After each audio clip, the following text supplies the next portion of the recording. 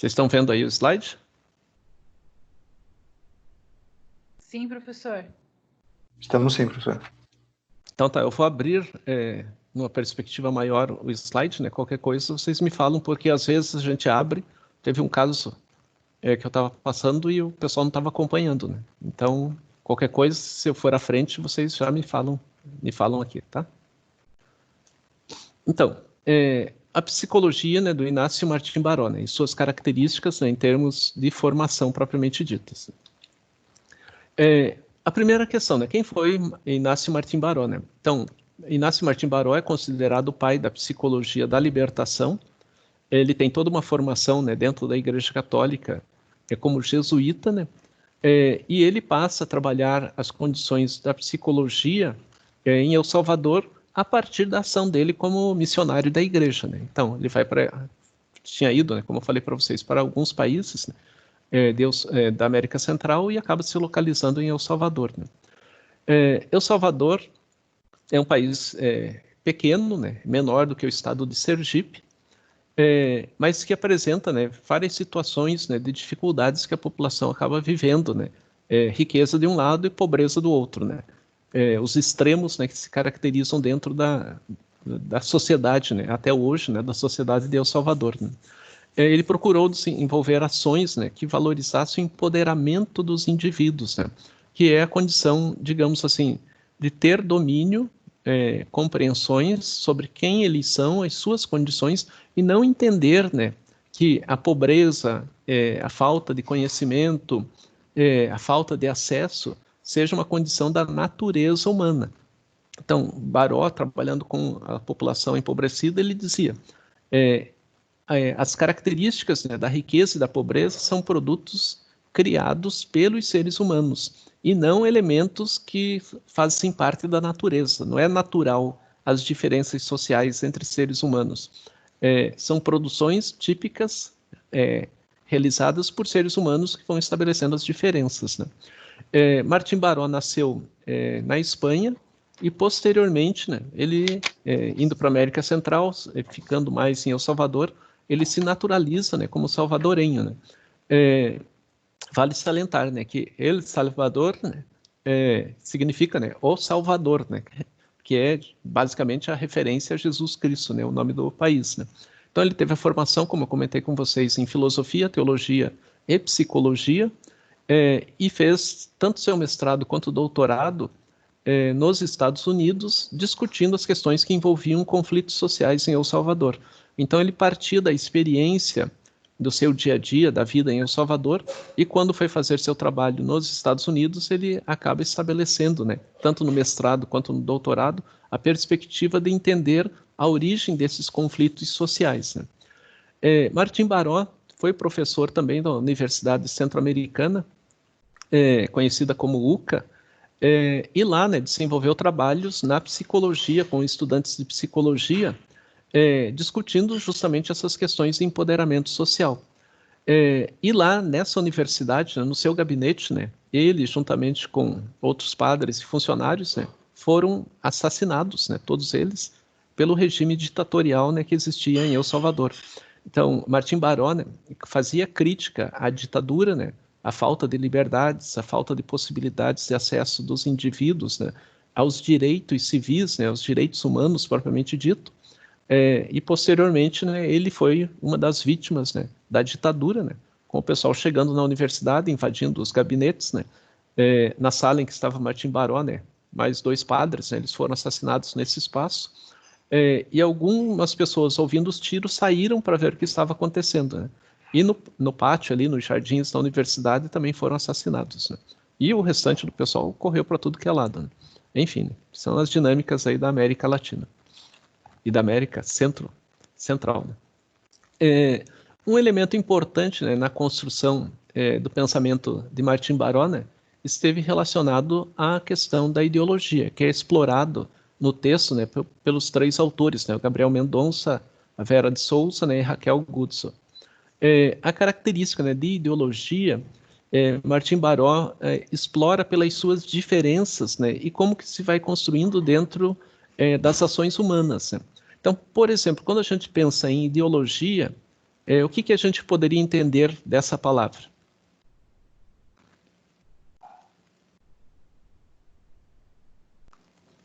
Ideologia, o que seria? Professor, eu acho que é o estudo das ideias, né? Um grupo de ideias. Certo. Quem mais? Ideologia tem 3 definições, né?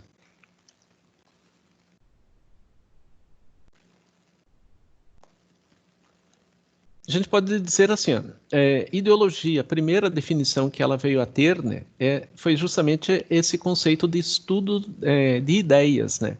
É um aspecto mais funcional do seu uso, né? Então, uma área que vai estudar como as ideias são organizadas ao longo do tempo, né? Como as ideias são organizadas no mundo. Num segundo momento, né, ideologia passou a caracterizar do ponto de vista de senso comum aspectos das crenças, né? Então, por exemplo, eu tenho uma ideologia, né? A minha ideologia é essa. E essa característica de senso comum, por quê? Porque não tem um estudo rigoroso sobre como caracterizar o entendimento da ideologia de cada um, né? E está vinculado mais ao sentido, né, de uma crença em alguma coisa, onde o indivíduo vai caracterizando seus comportamentos, suas ações. E o conceito de ideologia, né, definido por Martin Baró, no qual ele faz uso, é baseado justamente nas categorias marxistas, em que ideologia se define como a produção da alienação. Então, ideologia o que é? Fazer com que a gente passe a pensar de um modo alienado dentro da sociedade, onde a gente passe a considerar que determinados elementos fazem parte da natureza, são assim mesmo, não vai mudar, né? Onde o indivíduo se permite numa situação mais fatalista, né? Se assim, sempre foi assim, sempre será assim, né? E não num sentido, né, num posicionamento, né, de perceber contradições que a sociedade vem a ter. Então, ideologia é a produção da alienação, e essa produção da alienação é produzir uma falsa consciência no indivíduo. Ou seja, quanto mais se produz alienação, mais as classes populares ficam alienadas, né? Ou seja, não conseguem entender porque as coisas se caracterizam desse ou daquele modo. E seguem de um modo desordenado e controlado por quem tem os meios, tanto de produção como de controle social, né? Então, Baró, né, quando vai fazer o uso, né, ele procura descartar essas outras 2 definições, né, e de ideologia como ciência, como estudo de ideias, ou ideologia no sentido de crenças que cada um dos indivíduos tem a respeito de coisas diferentes, né? Mas ele passa a caracterizar, demarcar, né, que ideologia é produção de alienação nos indivíduos, né? E ele vai organizar toda essa discussão, né, na construção de uma psicologia que seja voltada justamente para as classes populares, e ele vai debater isso muito no final dos anos 60, início dos anos 70, né, na sua própria experiência, né, como estudante lá nos Estados Unidos, das características que a psicologia social dos Estados Unidos criou, né, em termos de gerar uma crise na psicologia, principalmente na psicologia social. Por quê? Porque suas ênfases estavam embasadas em pesquisas de laboratório, né? Pesquisas experimentais, e não havia um trabalho da psicologia social dos Estados Unidos, né, voltada para as classes populares de um modo mais efetivo, né? A característica era de estudar problemas, mas não de ajudar as pessoas a terem uma autonomia em relação aos problemas. Então, Baró, né, buscou, né, fazer toda uma discussão dentro dessa construção da psicologia social, trazendo-a como contra-hegemônica ao modelo de psicologia social dos Estados Unidos. Então, nos Estados Unidos, quando se elabora a psicologia social e vai se entendendo ela como uma área importante da psicologia, nos demais países da América Central e da América do Sul, passa a se reproduzir de modo mais extenso esse modelo de psicologia dos Estados Unidos.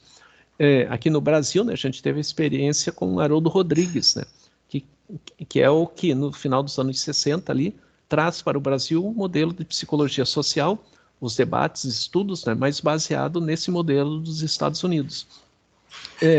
E a proposta, né, do Martin Baró é justamente de romper com esse modelo de psicologia dos Estados Unidos e construir uma psicologia diferenciada, né, caracterizada sobre fundamentações e conceitos que valorizem os empobrecidos da América Latina como um todo. E aí que ele vai trazer justamente essa inspiração da teologia da libertação, né? Já que a teologia da libertação procurou, né, nos movimentos jesuítas e outras denominações da Igreja Católica, trazer um debate mais extenso, né, sobre a necessidade de participação das classes populares na produção da sua realidade, né, da construção da sua realidade. Baró também, ao trabalhar, né, com a teologia da libertação, ao ter acesso à pedagogia libertadora do Paulo Freire, caracterizar, né, construções de elementos que viessem a dar base para uma ciência psicológica, né, na qual ele vai se desdobrar, né, na construção da psicologia da libertação. E essa psicologia da libertação, né, procura ter como ênfase na construção dos comportamentos dos indivíduos de que eles aprendam, na intervenção do psicólogo, a correlacionar suas experiências de vida e considerem, né, que essas experiências são valorosas, são importantes. Então, o psicólogo, né, não é o psicólogo que vai lá dizer o que é correto ou incorreto para as pessoas, né? Não é o psicólogo que vai trazer a luz, mas o psicólogo vai contribuir para que as pessoas fujam da alienação e possam construir a sua própria realidade, seu próprio destino, sua própria vida, né? E quanto mais se fizer isso em conjunto, mais os indivíduos começam a avançar na busca por conquista de direitos sociais. Os temas principais das pesquisas do Martim Baró geraram em torno da pobreza, do fatalismo. Fatalismo é a característica, digamos assim, as pessoas acabam aceitando o desígnio que a vida lhes dá, sem questionar, né? Atribuindo que é assim mesmo, né? E o que o Baró procurou trabalhar e discutir é entender, né? Primeiro, por que as pessoas aceitam, né, essa condição de destino, né, do é assim mesmo, para trabalhar com eles, né, toda a condição de que quem constrói cada um dos seus destinos são os sujeitos, né? Não é a natureza, né? Então, se a pessoa se sente excluída, né, que o pai foi excluído, a mãe foi excluída, os irmãos estão excluídos, ele vai continuar excluído. A característica é de dizer, não, isso é uma produção humana, a exclusão é produção humana. Então, superar o fatalismo significa ter consciência, né, sobre a realidade e fugir de um processo de alienação, né? Também veio a discutir, né, em seus trabalhos, né, sobre problemas habitacionais, sobre o racismo, sobre o machismo, sobre a família, sobre a violência, a característica, né, da guerra, né, que acabou ocorrendo, né, em El Salvador, né, guerra civil, né, por questões, né, justamente políticas, e das discussões do empoderamento social dos indivíduos, né, o papel da religião, né, o que é um comportamento político, né, correlacionado ao conceito de polis, cidade, que é o conceito de cidadania, né? Então a discussão do Martim Baró, né, em termos de comportamento político, era a questão da cidadania, né, que as pessoas têm direito de ser tratadas, todas as pessoas têm direito de ser tratada como ser humano, né? Ou seja, alguém que possa participar ativamente da vida, né, construindo uma realidade social equilibrada, adequada, que permita a transformação social de modo efetivo, né? Trabalhou muito as questões, né, que envolviam opinião pública, né, como que as opiniões vão sendo formadas e como que as pessoas passam a definir essas opiniões, né, como verdadeiras ou falsas, né, e como que isso é replicado dentro da comunidade. Drogadição, né, processos pedagógicos, processos grupais, psicologia do trabalho, entre outros temas que foram destacados aí na construção, né, do pensamento de Martim Baró. Tem alguém que quer entrar na sala aqui, então vou fazer um pequeno corte. A gente já volta aqui. Professor, Oi. eu acho que os slides, eles não estão passando também. Não? Não, talvez, eu não sei se colocar naquele modo de apresentação, talvez não resolva. Não sei, né? Às vezes funciona só nesse, né? Então vou deixar assim. Tá bom. Assim tá aparecendo para vocês. Tá aparecendo, né? Ou não?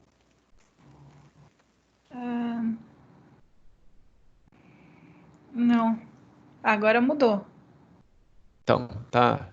Psicologia Social, Inácio Martim Baró. Aham. Quem foi Inácio Martim Baró? Isso, agora tá passando.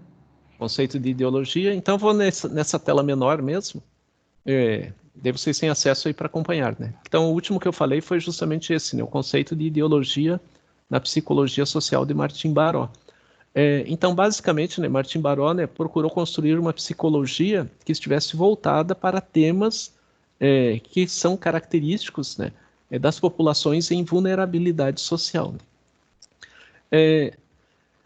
As circunstâncias, né, que envolvem a construção, né, dessa psicologia da libertação, né, ou uma psicologia libertária, que a gente possa também denominar, né. Então, a realidade de El Salvador, né, um país pequeno, onde as injustiças sociais eram gigantescas, né, caracterizadas, né, por domínio oligárquico, né. Oligarquia, né, basicamente, é um pequeno grupo, né, que pode ser uma família, um grupo político, uma classe social que controla, né, todo o poder, né, dentro de uma comunidade maior, né. Então, a oligarquia está relacionada, né, a grupos pequenos que dominam política e economicamente a maioria da população, né.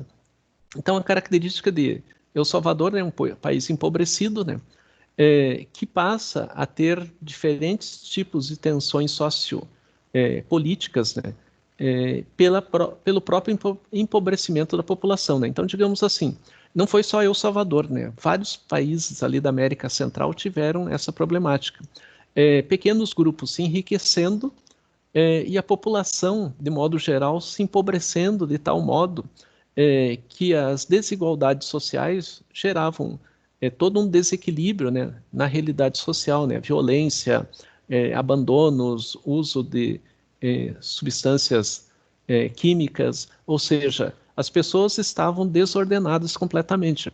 E essas questões, né, à medida que se desorganizavam de modo intenso, Baró, junto com outras pessoas, passaram a organizar movimentos sociais em busca de direitos, dizendo, é impossível, né, a gente viver numa sociedade onde a miserabilidade vai tomando conta, gerando situações de dependência, situações de violência, falta de habitação, falta de educação, falta de saúde, ou seja, a sociedade completamente desordenada.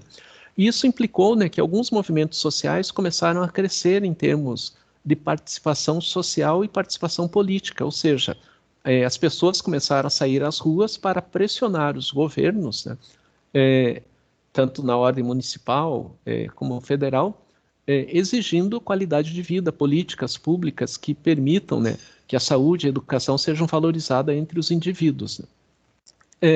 Todo esse processo, né, gerou dentro de El Salvador, né, uma característica de que as oligarquias se organizaram para, com o poder bélico do exército, se contrapor aos movimentos sociais, ou seja, a polícia, né, ou o exército, que tem o papel de defender o Estado, né, passou a defender a oligarquia. E ao defender a oligarquia, né, passou a agir de forma violenta com boa parte da população, né. Então as pessoas saíam à rua por direitos civis e eram agredidos, alguns eram mortos, e a violência começou a tomar conta do país, né. A Igreja Católica, ela se construiu em apoio à oligarquia. Por isso que o Baró vai fazer uma discussão, né, sobre religião e sobre o papel da Igreja Católica, porque ele considera que a Igreja Católica deveria estar ao lado da população empobrecida, ao lado dos movimentos sociais, e não ao lado da oligarquia que controlava todo o poder econômico e mantinha um país, né, nas suas condições de injustiça social como algo comum, né. À medida que a repressão começou a ocorrer com maior intensidade, as pessoas que estavam organizadas também começaram a ter uma força maior dentro da sociedade. Então a repressão ela veio justamente com a ideia, se você não fica no teu canto, você vai sofrer as consequências, seja da violência física, seja da morte propriamente dita, né. E a repressão, né, tomou conta, né, com a criação de grupos paramilitares formados, né, no exército, na polícia, que passaram a agir, né, incendiando casas, destruindo espaços onde os indivíduos faziam uso, agredindo os indivíduos de forma violenta, fisicamente, né? E também, né, com a morte, né, perseguindo pessoas e matando pessoas, né. Em 1980, né, os conflitos sociais estavam bastante intensos, porque as condições de vida da população eram indignas, mas havia toda uma organização dos movimentos sociais que estavam intensamente questionando as políticas públicas, né, em termos de ação, né, de um governo oligárquico, né, sejam eles municipais ou federal, e culminou em 1980, quando Monsenhor Romero, em sua igreja, né, matriz, rezando uma missa, com a população presente na missa, um grupo paramilitar entrou na igreja e assassinou o Monsenhor Romero, né?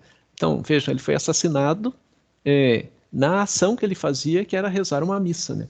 E isso desencadeou todo um desequilíbrio em El Salvador, fazendo com que os movimentos que estavam organizados dissessem assim: a gente sai às ruas para buscar direitos civis, um equilíbrio, respeito à vida de todos, e o governo, né, a oligarquia, como que ela nos trata, né? Ela vem aqui e vai matando todo mundo, vai agredindo, incendiando, fazendo toda uma desordem. E com isso, né, foi criado um movimento social armado, uma guerrilha, né, chamada de Frente Farabundo Marte para a Libertação Nacional de El Salvador, né, dando início a uma guerra civil.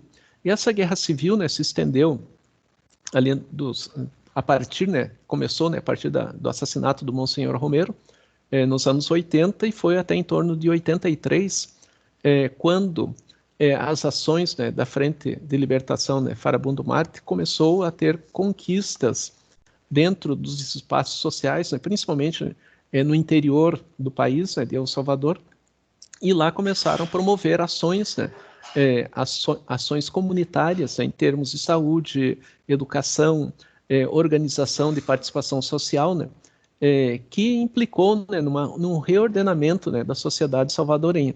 Porém, os Estados Unidos, né, ao perceber que aquele movimento, a Frente Nacional, né, Farabundo Marte, estava tendo poder político e econômico em El Salvador,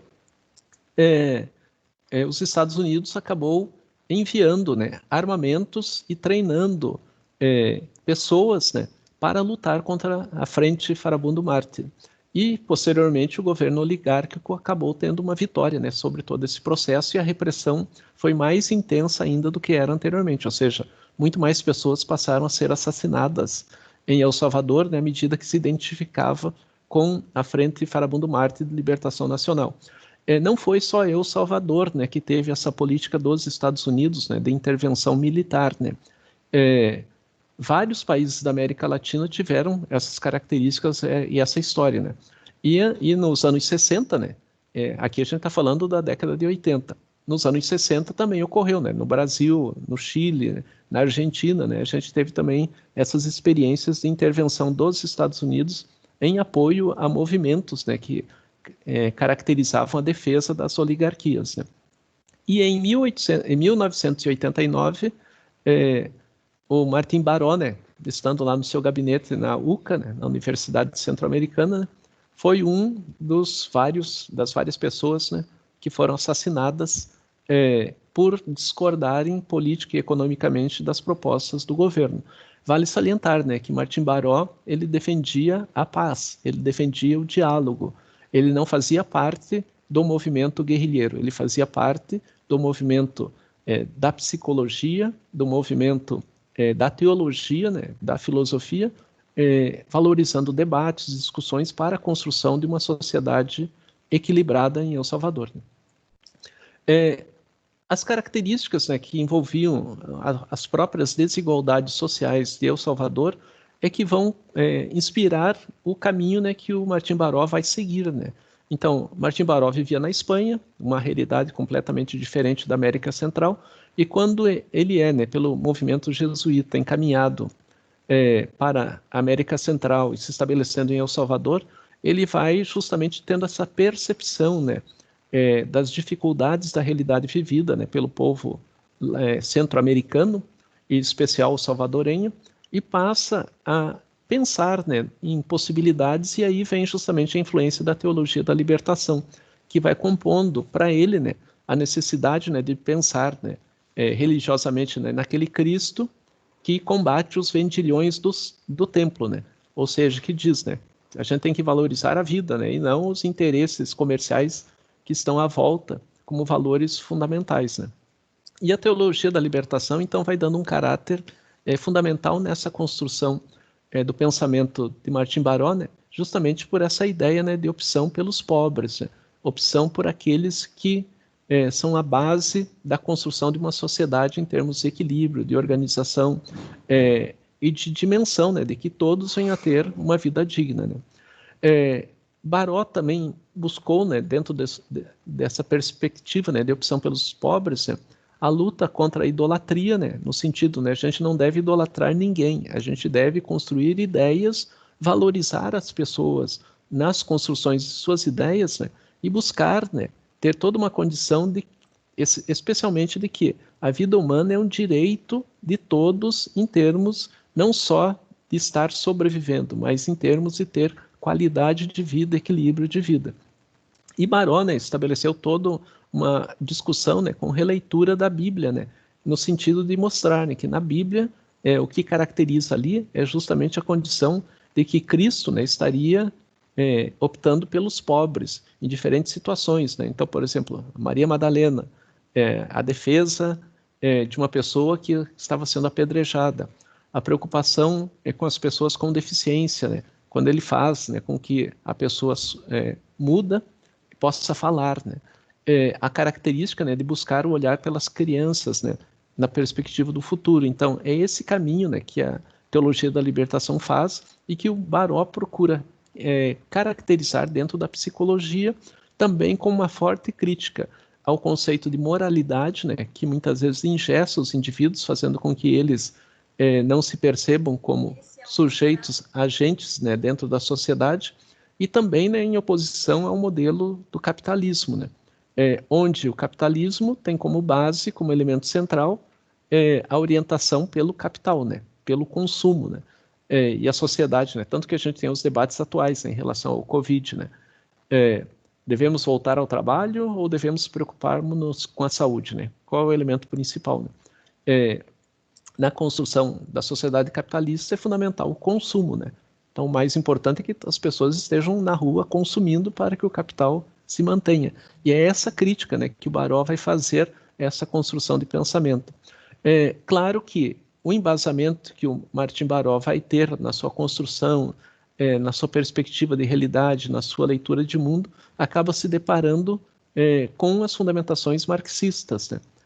Onde ele vai considerar que no marxismo essa leitura da realidade construída pelo ser humano, do empobrecimento que subjuga uma classe de pessoas em detrimento de outras, tem por base justamente essa ação humana, e que é necessário, né, rever todo o funcionamento da sociedade para que os direitos, né, sejam aplicados de forma equilibrada a todos os indivíduos, né? Ou seja, que todos os indivíduos tenham acesso à saúde, educação, direitos, liberdade de expressão e assim por diante. Então, as influências, conforme a gente já debateu, né, influência, né, no Paulo Freire, pedagogo brasileiro, só salientando, né, que pedagogia do oprimido, na última década do século XX, né, foi o livro brasileiro mais destacado, né, internacionalmente em termos de leituras e de referências, né, feito no mundo, né? Então, a obra Pedagogia do Oprimido, do Paulo Freire, né, é considerada entre as 10 mais lidas no mundo, né? E Paulo Freire teve diferentes influências, né, tanto no Brasil, no Chile, em vários países africanos, né, como modelo de educação, não só para adultos, né, mas de educação que organizasse, né, questionasse todo um processo, né, de construção de sociedade, né? Tanto para o ensino de crianças, adolescentes e adultos, né? Não só especificamente adultos, como foi a origem inicial do trabalho do Paulo Freire.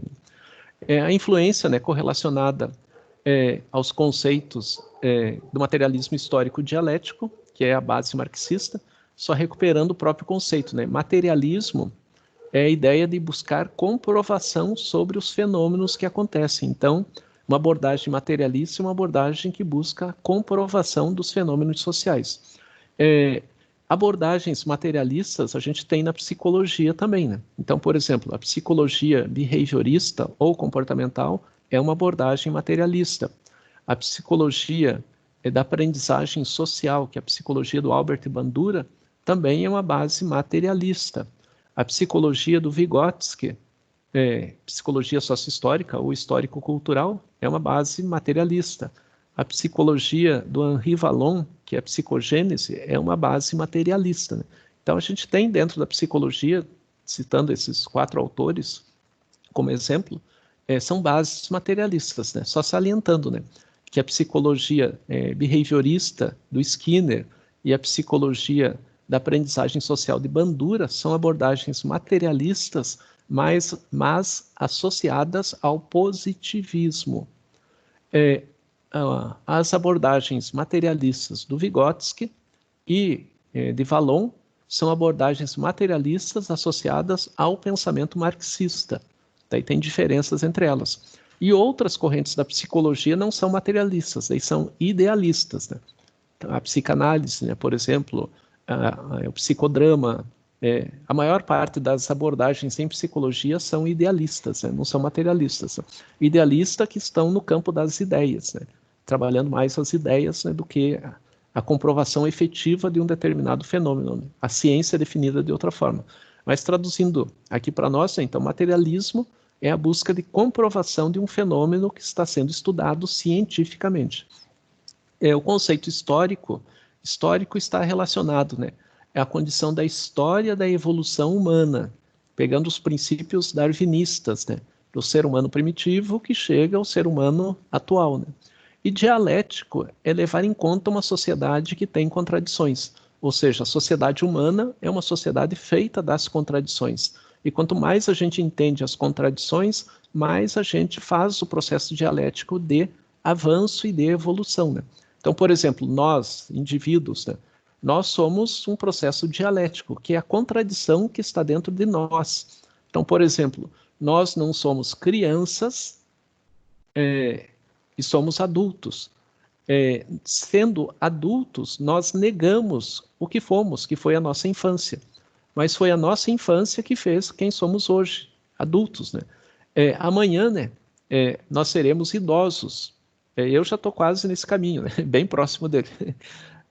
A característica de que nós, atualmente, somos a negação de sermos idosos, mas é algo que a gente vai vir a ser, né? Então, o dialético são as mudanças, as transformações que vão ocorrendo, e quanto mais consciência e menos alienação, mais a gente vai entendendo como esses processos vão ocorrendo na gente.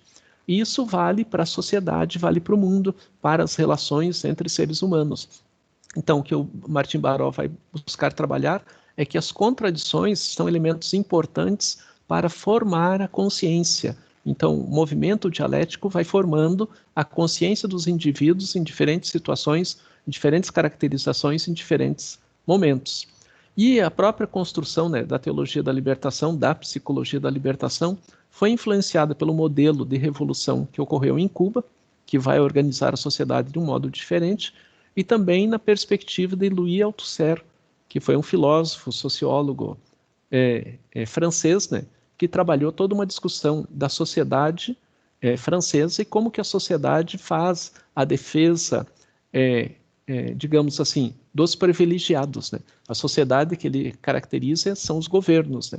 Então, os governos vão criando uma ideia sobre a sociedade e a sociedade alienada passa a replicar o modelo criado pelos governos, né? Que passam a usar, né, toda uma função de repressão social se os indivíduos discordam dos encaminhamentos que um determinado governante vem a ter.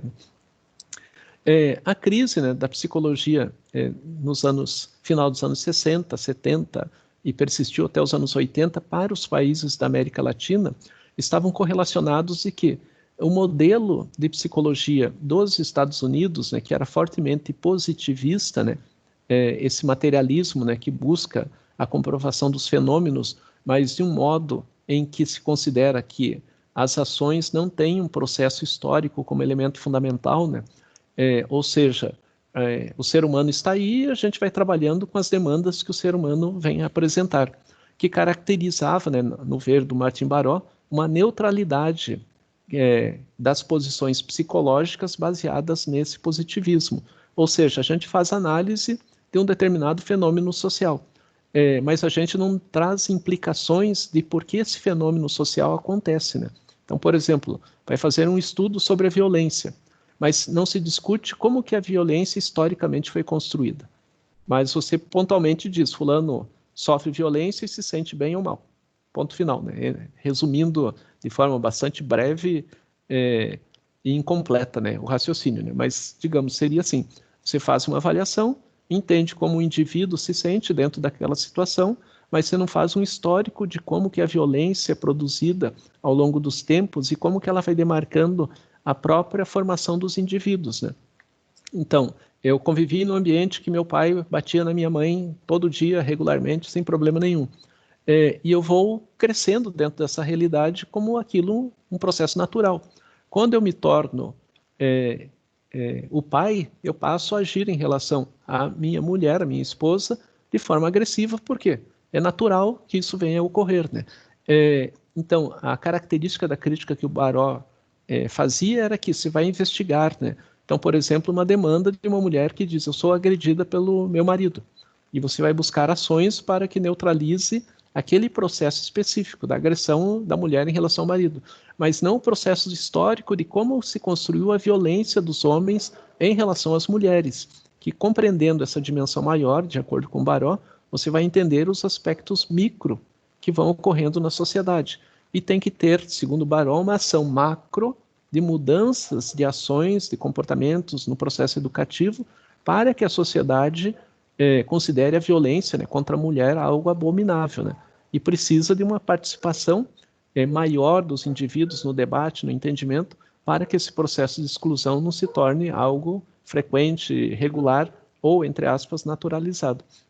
E, ao mesmo tempo, Baró dizia que as discussões que a psicologia europeia traziam não davam conta das situações que a América Latina vivia. Então, a Europa, de um modo geral, é um país mais estabilizado do ponto de vista socioeconômico. As diferenças de rendas são menores do que as diferenças de países da América Latina. Então, Baró dizia assim que a realidade e a forma como a América, que a Europa fazia a leitura dos seus problemas, né, já implicava numa superação que a Europa teve historicamente em relação aos problemas sociais. Então, boa parte dos movimentos que ocorreram na Europa, né, foram dando à população, de modo geral, melhor estabilidade social, econômica, política, né? Ou seja, estabilizou, de uma certa maneira, a sociedade de um modo mais equilibrado. E a América Latina ainda estava nesse processo de construção similar à Europa feudal, digamos assim, né? Então, enquanto a Europa já superou o feudalismo de modo qualitativo, a América Latina ainda sofria com essas consequências, né? Onde os indivíduos, né, são controlados, alienados e não têm uma participação adequada. Então, é aí que ele vê a necessidade, juntamente com o Fernando González Rey, com a Sylvia Lane, né, de se construir uma psicologia social que seja efetiva, né? Uma outra psicóloga que vai contribuir para esse processo é Maritza Monteiro. Ou seja, eles vão trazendo, né, toda uma leitura diferenciada sobre o que é a América Latina e as características e como que tem que ser a atuação de um psicólogo social propriamente dito. Vale lembrar, né, novamente, né, que Martin Baró, né, viveu nos Estados Unidos, né, estudou nos Estados Unidos, fazendo seu mestrado, seu doutorado, e tinha um bom conhecimento, né, sobre o que era a psicologia latino-americana, que veio também a implicar em características na sua formação, né, em termos de entendimento de modo mais amplo, né, de como se caracterizava essa psicologia estadunidense. E algumas características, né, foram também demarcando a sua própria compreensão, né, em termos das ações que o psicólogo social deveria vir a ter, né? Então, a psicologia social latino-americana, né, tendo por base os conceitos de Martin Baró, né, vai fazer a crítica, né, às psicologias tradicionais, dizendo, né, que há uma inconsistência teórica e epistemológica. A inconsistência teórica correlacionada justamente que muitas vezes se faz determinadas relações sem ter uma base de fundamentação que explique esse caminho, né? Então, por exemplo, a gente viu anteriormente que alguns psicólogos, né, faziam trabalhos correlacionando a psicologia comportamental com a psicanálise, que epistemologicamente, né, e epistemologia é como que se origina, se elabora a construção dos conhecimentos, sendo que epistemologicamente, né, a psicanálise tem um caminho e a psicologia comportamental tem um caminho completamente oposto. E quando se uniam, né, essas duas linhas de análise, né, se esquecia justamente a sua fundamentação teórica, suas bases de entendimento, e ficava basicamente, né, uma psicologia desordenada, propriamente dita, né? E também Baró dizia, né, que muitas vezes a psicologia se preocupava com determinadas investigações e estudos, né, que não estavam vinculados à realidade propriamente dita, né? Ou seja, muitos debates da psicologia ficavam no campo das ideias e não de uma aplicação que redundasse em transformações da sociedade como um todo, né? Baró sempre definiu, né, a psicologia como uma área científica, de investigação científica, porém, né, ele dizia que muitas vezes a psicologia está atrelada ao poder econômico e às oligarquias, e acaba representando as características do que essas oligarquias, né, determinam. Ou seja, a psicologia, no seu campo de atuação, não vem para trabalhar de modo adequado a ascensão dos indivíduos à consciência, à análise sobre a sociedade. Mas muitas vezes a própria ação do psicólogo, da psicóloga, é para manter a alienação nos indivíduos, né? Então ele fazia uma crítica dentro da psicologia dizendo: a psicologia deve formar consciência, pessoas que tenham uma análise sobre a realidade e não pessoas que sejam vítimas da ideologia. E à medida, né, que a psicologia tenha esse caminho, né, de ideologizar as ações humanas, né, Baró diz que a psicologia está trabalhando, né, em favor dos grupos sociais dominantes, das oligarquias ou de quem detém o poder, né? Então, para o Martim Baró, né, é fundamental, né, que a psicologia tome uma posição em favor das classes sociais, principalmente, né, psicologia social, em favor das classes empobrecidas dentro da realidade que ele conhecia, que ele participava, da onde ele atuava. As relações, né, tanto com Fernando González Rey, com a Maritza Monteiro, com a Silvia Lehner, né, vão se replicar nessa construção. Por quê? Porque outros países da América Central e da América Latina, né, também viviam situações muito parecidas, né, ou vivem, né, situações muito parecidas com as de El Salvador, né. Martim Baró, né, procurava, né, nos seus trabalhos valorizar todo o processo, né, da individualidade, né, de conhecer o indivíduo e fazer num trabalho com esse indivíduo que demande toda uma construção, né, de personalidade que valorize sua condição, né, de ser um ser ativo dentro da sociedade, né? E o conceito de liberdade para Baró era um conceito fundamental, porque ele dizia que somente o indivíduo livre é capaz de questionar o mundo, de agir sobre o mundo e de transformar o mundo. E esse indivíduo, quando exercendo sua liberdade, vem a participar de um coletivo, faz com que haja uma transformação da ordem social. E essa transformação da ordem social pode implicar na construção de uma sociedade justa, igualitária, ou uma sociedade em que as diferenças entre os indivíduos sejam mitigadas, né? Ou seja, que não tenha um grupo pequeno com muitos poderes, enquanto grupos outros, né, são excluídos de uma relação mais adequada em sua participação na sociedade, né? E aí, né, Baró vai justamente valorizar a própria construção, né, do conceito, né, de consciência, né? Pois a consciência é o elemento central que vai fazer com que a gente tenha uma noção sobre a realidade. Baró vai dizer assim: a consciência não nasce no indivíduo do nada. A consciência depende de como se trabalha o entendimento da realidade por parte de cada um. Ou seja, a consciência surge nos indivíduos à medida que os indivíduos se apropriam de conhecimentos sobre a realidade. E Baró vai dizer que uma sociedade da alienação é uma sociedade que quer dividir os indivíduos em classes sociais. Quanto mais se divide os indivíduos em classes sociais, mais o processo de alienação se mantém. E a divisão em classes sociais, né, acaba se estabelecendo numa situação de que tem os indivíduos que detêm as relações de produção do trabalho e os indivíduos que se submetem ao domínio de quem detém a força de trabalho. Então, as contradições, né, que o Baró vai demonstrar, né, nesse processo de consciência e alienação é que, à medida que a sociedade está alienada, os indivíduos são segmentados em classes sociais, onde alguns dos indivíduos não se identificam com a sua própria condição de classe social. Pegando um exemplo bastante simples, né? Eu vejo a pessoa que, digamos assim, é dona de um determinado meio de produção e vai se enriquecendo, né, com essa produção, e eu sou o funcionário desse empresário, digamos assim. Eu quero ser igual ao empresário e não igual à pessoa que está do meu lado trabalhando ali no dia a dia.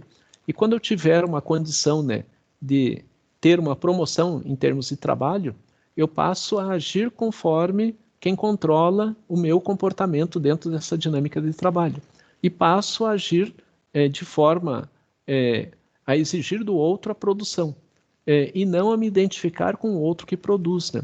Então, basicamente, o que Martim Baró diz assim, num estado de alienação, as pessoas que estão em situações desfavoráveis na sociedade se identificam com aqueles que dominam as situações de promoção de riqueza num determinado país ou uma sociedade. E eu não me identifico com aquele que está numa situação de inadequação como eu.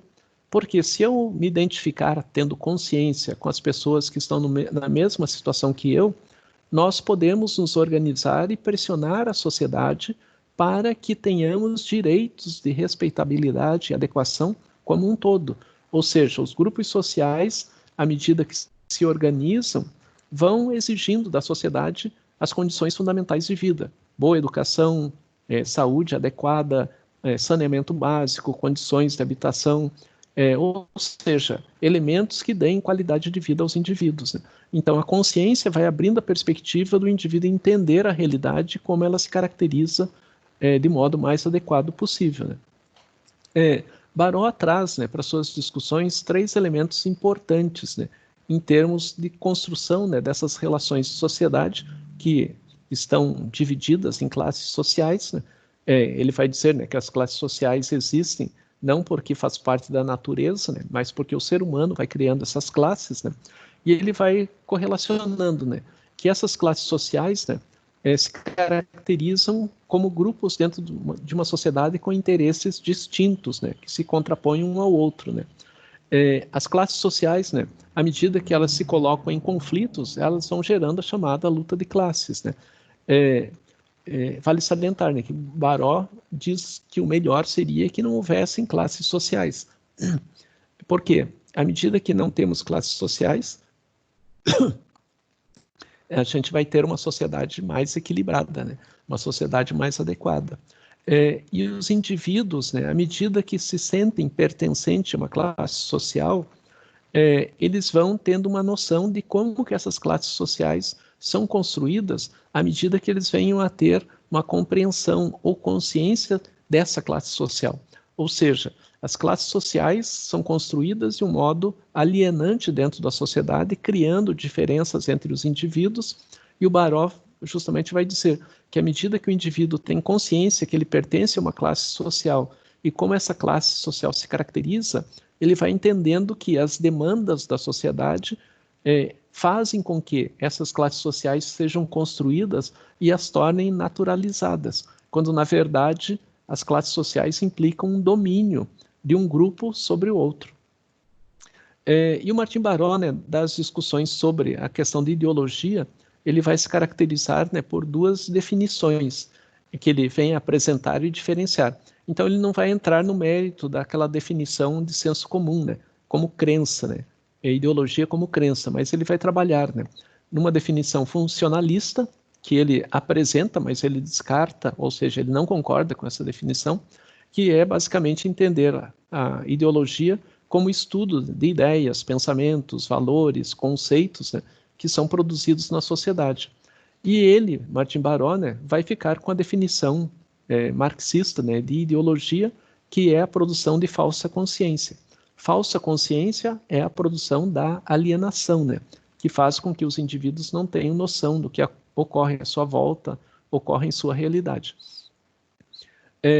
Baró, né, vai procurar destacar, né, no seu entendimento, né, nas suas caracterizações, que à medida que esses conceitos de ideologia, alienação e conscientização passam a fazer parte dos debates, dos entendimentos dos indivíduos, isso vai produzindo em cada indivíduo uma noção melhor sobre qual é o seu papel dentro da sociedade, o que são classes sociais, a própria noção de classe dominante e a caracterização, né, que isso implica no entendimento de como os seres humanos devem agir.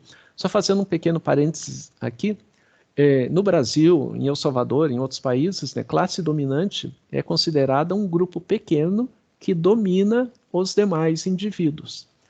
Nos Estados Unidos, o conceito de classe dominante é inverso, né? Classe dominante nos Estados Unidos são a maioria, né? Ou seja, os que dominam mais, né? Os que têm maior quantidade, né? Dominante no sentido de maior quantidade. Para nós, né, classe dominante, né, e o Baró vai usar essa definição, é um grupo pequeno que domina os demais grupos. Né? E a noção, né, que o Baró vai fazer em termos de ideologia, alienação e a conscientização está correlacionada que todo o processo de alienação, que é um processo ideológico, é um processo a sua caracterização é um processo de desumanização das pessoas, né? Então, quanto mais os indivíduos vivem numa sociedade ideologizada, alienada, mais a relação entre os seres humanos se torna desumanizada, uma relação de desrespeito para com os indivíduos, né? E o Baró vai dizer assim, que a gente só pode entender a realidade humana a partir da objetividade que a realidade traz. Ou seja, só vou entender o que é a violência contra a mulher, a violência contra a criança, o abuso, problemas relacionados às substâncias químicas, estando presente dentro dessas realidades, né, experienciando essas realidades, acompanhando essas realidades de modo objetivo. Pois essa objetividade é que vai me trazer a subjetividade do entendimento dos problemas, dos desafios vividos pelos indivíduos que estão dentro dessas situações. Então, a subjetividade ela é construída a partir da objetividade da realidade. Dizendo de um outro modo, né? A realidade objetiva, né, do Brasil, em que nós falamos português, é que faz com que nossa subjetividade seja construída no modo como a gente entende a vida e no modo como a gente pensa a vida, porque a gente aprendeu a pensar a vida com base no português e na história da colonização que foi feita nessa região que posteriormente foi denominada de Brasil, né? Essa ideia que o Baró vai trazer, né? São as condições objetivas que vão dar base para a gente entender como que a alienação vai sendo construída dentro da sociedade e como que os indivíduos vão perfazendo e reproduzindo esse processo de alienação, reificando todo um contexto da vida humana, né? Reificar é a mesma coisa que coisificar, ou seja, como o ser humano vai se entendendo à medida que está alienado como um objeto, uma coisa que é usada aqui e acolá e é trocada quando não funciona mais, né? Então, em muitas das relações, né, das quais os seres humanos participam, eles se tornam peças, né, coisas, em que são descartadas conforme a necessidade do capital de modo geral, né? Então, um estado em crise faz com que as pessoas sejam peças desnecessárias. Um estado que tem uma produção maior, né, que está indo bem, você usa as pessoas para preencher as lacunas do sistema, e quando esse sistema se estabiliza, você para de trazer pessoas para esse processo. Quando o processo entra em crise, você descarta as pessoas. Porém, quem detém o capital continua detendo o capital e continua numa situação privilegiada. É essa discussão que o Baró vai fazer em termos de compreensão das ações e comportamentos humanos, né? Baró, né, inspirado na Pedagogia do Oprimido de Paulo Freire, procura caracterizar, né, em suas análises, nos seus entendimentos, a compreensão das ações humanas propriamente ditas num processo de libertação, né? Ou seja, como que os indivíduos podem agir dentro da sociedade para que não sejam explorados, para que não sejam subjugados, para que não se tornem reificados, não se tornem objetos, coisas da exploração de quem está à sua volta, né?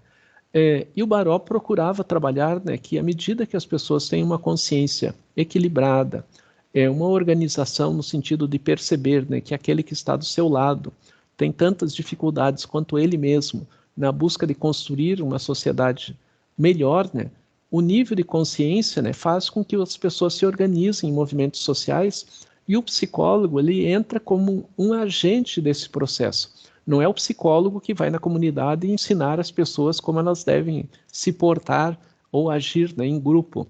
Mas, ao contrário, o psicólogo vai trazer debates para que as pessoas reflitam sobre esse processo. E a atuação do psicólogo social é uma atuação em termos de dar aos indivíduos uma condição de reflexão constante sobre os problemas vividos e não entendendo como problemas pessoais ou específicos a uma família, mas problemas que estão correlacionados a uma comunidade. E o Baró vai dizer, né, que à medida que o psicólogo entra como um agente dentro desse processo, tanto que uma característica importante, né, da psicologia social é a pesquisa-ação, né? Pesquisa-ação, né? Que é o psicólogo estando diante do grupo que ele estuda e investiga, participando como um integrante desse grupo, perfazendo discussões, orientações, sendo questionado, aceitando sugestões, ou seja, interagindo com o grupo. E é esse tipo de trabalho de pesquisas temáticas, né, que o Baró veio a fazer, né? Pesquisa-ação, estar dentro da comunidade como um agente que intervém na comunidade e sofre as intervenções da comunidade, buscando, né, de um modo geral, né, fazendo com que os grupos oprimidos tenham uma maior ação e transformação na sociedade, né? E finalizando a discussão do Baró, ele vai dizer, né, que é importante entender que todo um processo ideológico e alienado gera nos indivíduos a despersonalização, a desumanização, a alienação, né, como elemento de característica, né, da ideologia, né, da falsa consciência, a não identidade, né, dos indivíduos com o outro que está ali no seu grupo, né? Então, ao invés de eu me unir com aquele que é excluído tanto quanto eu passo a me desligar desse indivíduo, tendo um comportamento individualista e não uma valoração da individualidade dessa relação do indivíduo com outro indivíduo, né? E por outro lado, né, um processo de conscientização, à medida que as pessoas se desalienem, vai dar a esses indivíduos autenticidade, identidade social, né, aonde eu estou, com quem eu estabeleço vínculos, e formação de consciência de classe. Embora o Baró faça crítica, né, que a classe é um produto da sociedade capitalista, mas à medida que o indivíduo entende o que é a classe social e como ele se caracteriza, ele vai buscando identidade em relação a essas classes sociais que podem estabelecer, né, no indivíduo um melhor equilíbrio em termos das suas relações com a sociedade, com o mundo, em busca de direitos efetivos, né? Para Baró, né, é fundamental entender, né, que a psicologia social deva explorar e entender as dimensões ideológicas que controlam as ações humanas e que há dentro da sociedade interesses e posicionamentos diversos.